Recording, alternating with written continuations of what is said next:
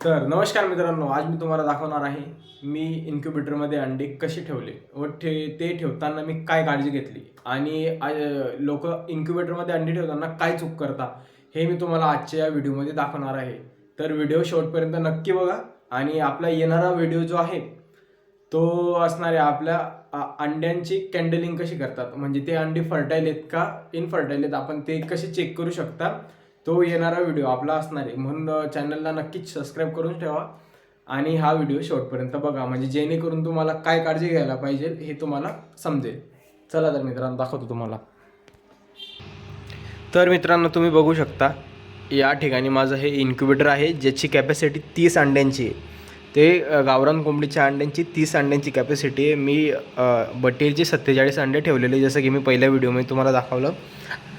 बटेरचे 47 अंडे ठेवण्याचं कारण असं की यांना आहे ना, हे अंडे छोटे आहेत त्यामुळे कमी स्पेस लागतो. आणि तुम्ही बघू शकता साईज बाय साईज खूप फरक आहे गावरान कोंबडीचे अंडे आणि ह्या बटेरच्या अंड्यामध्ये. ह्या बटेरच्या 2 अंड्यांचं गावरान कोंबडीचं 1 अंडं असतं, म्हणून स्पेस होता म्हणून मी ते बटेरचे अंडे यामध्ये 47 टाकलेले. नाही तर मी 30 टाकू शकत होतो, बाकी नंतर मी दुसऱ्या बॅचला टाकता येत होतं, पण मी स्पेस असल्या कारणामुळे 47 बटेरचे अंडे टाकलेले. तर मी तुम्हाला दाखवतो की मी अंडे ठेवताना कसे ठेवलो व काय चूक केले नाही. पहिले तर मी अंड्यांना मार्किंग केलेली. हे म्हणजे मी गावरान कोंबडीच्या अंड्याला मार्किंग केली, ह्या अंड्याला मार्किंग करायची काही गरज नाही, कारण यांच्यावर ऑलरेडी मार्किंग असते. मी मार्किंग 2-3 अंडे केलेले फक्त तुम्हाला दाखवतो. हे बघा, तुम्ही बघू शकता मित्रांनो, हे लाईन ड्रॉ केलेली त्यावर याच्यावर हे लाईन ड्रॉ करण्याचं कारण असं की हे 2 अंडे ना फुटलेले आहेत, जेणेकरून मला ते म्हणजे फर्टाईल इनफर्टाईल जेव्हा कॅन्डलिंग करेल 6-7 दिवसानंतर व्हिडिओमध्ये तुम्हाला दाखवेलच, तेव्हा समजेल की हे ते 2 अंडे होते जे फुटलेले होते, त्यांचा पिल्ले निघण्यावर काही असर पडतो का, फरक पडतो का हे बघायचे. त्या कारणामुळे मी त्यांना मार्किंग केलेली. बाकी गावरांच्या प्रत्येक अंड्याला मी मार्किंग केलेली आहे. हे बघू शकता मित्रांनो तुम्ही.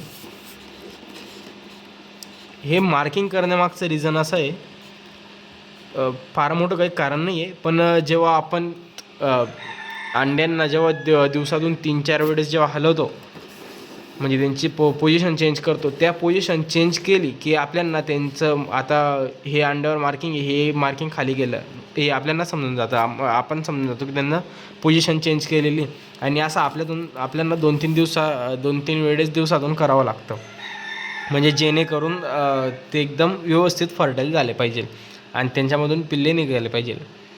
आणि दुसरी गोष्ट म्हणजे अंडे ठेवताना काय चूक करता. आपण जेव्हाही अंडे आणतो, समजा फार्ममधून आणले किंवा घरच्या कोंबड्यांचे आहेत, तर त्यांना थोडीफार काहीशी घाण लागलेली असते आणि लोक विचार करतात की घाण तसं अंडं ठेवलेलं चांगलं नाही, म्हणून ते पाण्यातून धुवून टाकता किंवा ओल्या कापडाने पुसून टाकता. ते न करता मित्रांनो, तुम्ही तसंही ठेवलं तर चालेल, पण कोरड्या कापडाने पुसलं तरीही चालेल, पण त्यांना पाणी नाही लागू द्यायचं. पाणी लागलं किंवा त्यांना धुतलं तर ते इनफर्टाईल होऊन जातं अंडं. त्याच कारणाने सर्वात मोठी चूक हीच असते इन्क्युबेटरमध्ये अंडे ठेवताना. ते साफ करतात अंडं ओल्या फडक्याने किंवा पाण्याने, त्यानंतर ते इनफर्टाईल होतं आणि त्याच्यामधून पिल्लू बाहेर येत नाही. तसं न करता त्याला कोरड्या कापडाने पुसून ठेवावे किंवा तसंही ठेवलं तरी चालेल.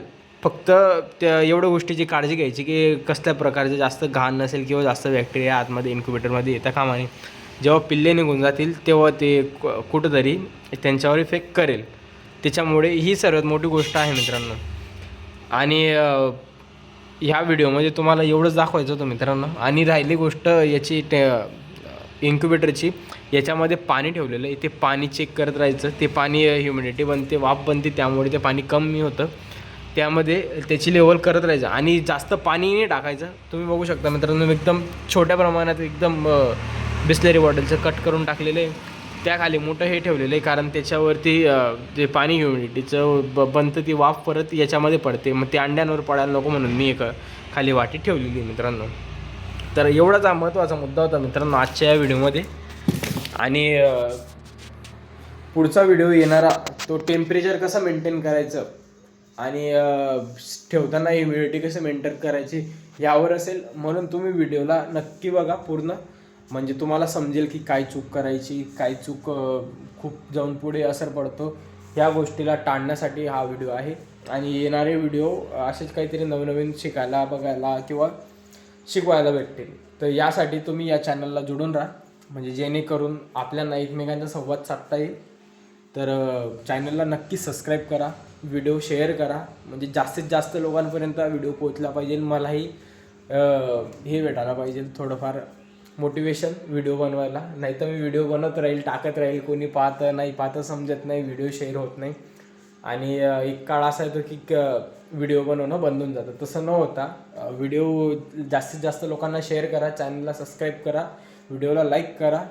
धन्यवाद मित्रांनो.